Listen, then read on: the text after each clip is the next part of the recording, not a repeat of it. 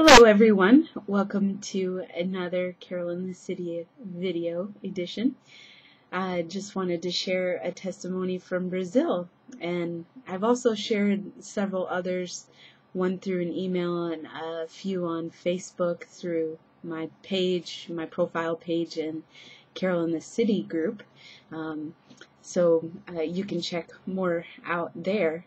But I wanted to share about one night that we got to spend with the homeless, and which was awesome because it was like what we do here, except for down in Brazil, what we do here at Tompkins Square Park.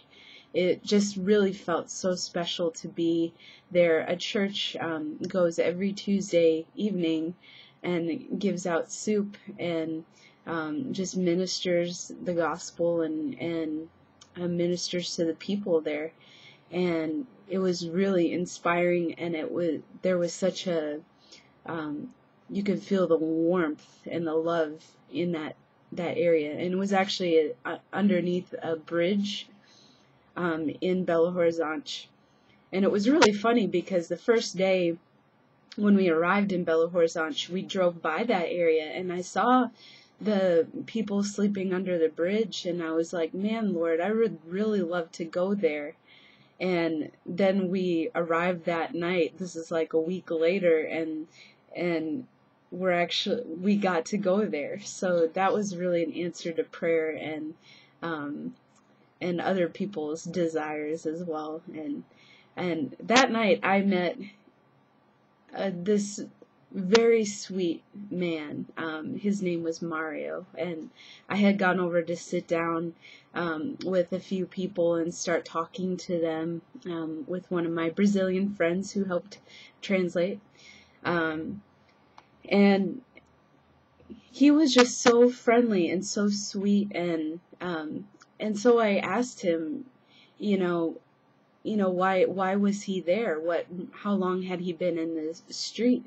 And he told me his story, that he had left home because he was gay, and he was getting ridiculed and harassed and everything. He left this small town to come to the city, and now he just lives in the streets. And his mom didn't want him to go. She loves him and wants him to stay, but he just couldn't handle how she was being treated either, and so he left, and he's been living there in the streets, and that really moved me, what he shared, and we just had a good talk and enjoying each other's company, and got to see the drama and hear the music and just talk. And he came up for prayer when we had our prayer time at the end. Almost everybody there came up for prayer, which was very, very powerful. And we just prayed for him, and me and my friend Jackie, and the Lord just kept giving me words to speak for him, that the Lord wanted to say to him, that he's not always going to be in that situation, that God's going to bring change in his life, and he's going to be able to minister to the people who are in similar situations like his, and other things. And he's absorbed everything. He was like a sponge, and he just was like, amen, amen, amen. And it was so cool to see him just so receptive to what the Lord was saying. And I was so touched by that. And at the end, he said he had to go, and he just didn't want to leave. And it was so sweet. I felt like I could just take his hand and not feel like weird about it. And it was almost like, even though he was older than me, it was almost like he was my son. And I could just hold his hand like a mother would hold his son's hand. And it was just so tender and so loving and sweet. And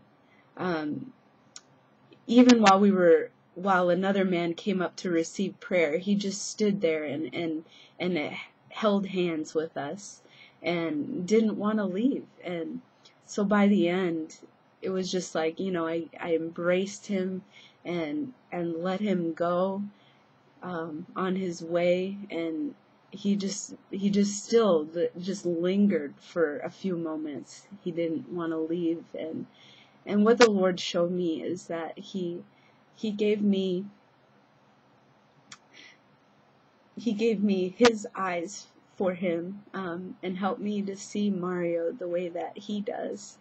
And I feel like this is maybe one of the first times I've ever experienced that so strongly, and it really impacted me. And there's just something about having met him. And so that's a little bit from that night under the bridge with the homeless. And I hope that ministers to you as much as it's ministering to me right now. So I'll catch you next time. God bless you all. Thanks for the prayers for the trip. It was amazing. God bless you.